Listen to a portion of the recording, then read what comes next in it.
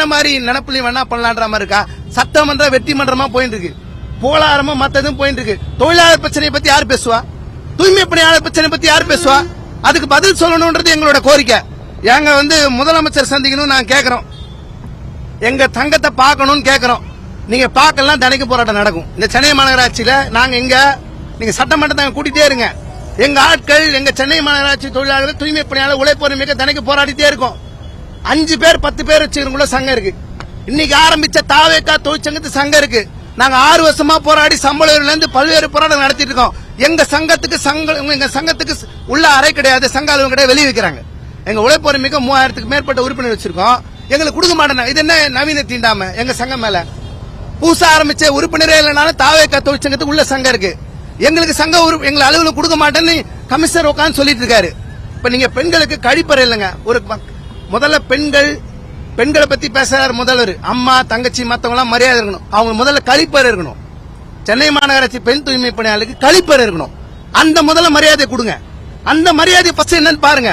மத்ததெல்லாம் பொதுவா பேசுற டயலாக்ஸ் தான், சினிமா டாக்ஸ் தான் உங்க பக்கம் இருக்கட்டும்.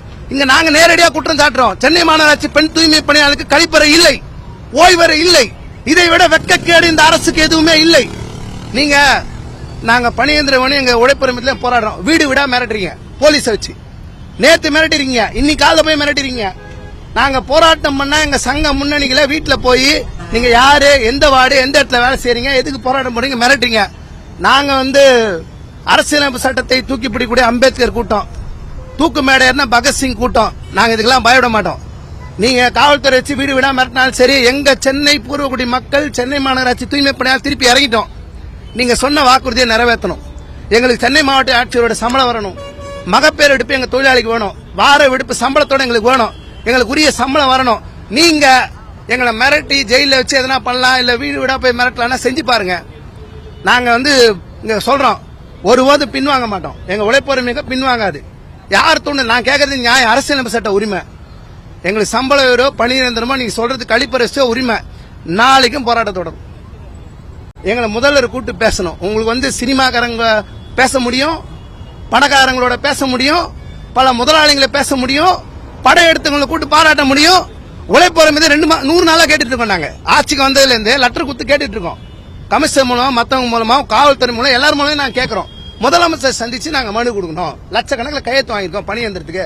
எங்களை பார்க்க முடியல. எங்களை மாதிரி எங்க ஜனங்க மாஸ்க் கிளவுஸ் இல்லாம செத்து போன மாடு, பூனை, நாய் கையில் ஆடுறாங்க. நிறைய நேரத்தில் சிறுநீர் இருக்கிற இடத்துல குப்பையாடுறாங்க, மழை இருக்கிற இடத்துல கையாளுறாங்க. எங்க ஜனங்களை பாக்கிறதுக்கு, எங்க தொழிற்சங்கத்தை பாக்கிறதுக்கு, உழைப்பொரு மிகத்தை பாக்கிறதுக்கு முதல்வர் முடியாது என்று சொன்னால், அம்பேத்கருடைய கூட்டம், பகத்சிங்கனுடைய கூட்டம் தகுந்த பதிலடியை இந்த அரசாங்கத்துக்கு கொடுக்கும். நாங்க போராட்டம் மூலமா தெரிவிப்போம். நீங்க எங்க கோரிக்கை நிறைவேற்றணும். 24ஆம் தேதி நீங்க அறிவிக்கணும். தமிழ்நாடு முழுக்க இருக்கக்கூடிய 2 லட்சத்துக்கு மேற்பட்ட தூய்மை பணியாளருடைய கோரிக்கை சம்பந்தமா, பணியந்திர சம்பந்தமா நீங்க அறிவிக்கணும். அறிவிக்கிற வரைக்கும் எங்க சங்கம் தொடர்ந்து போராடும்.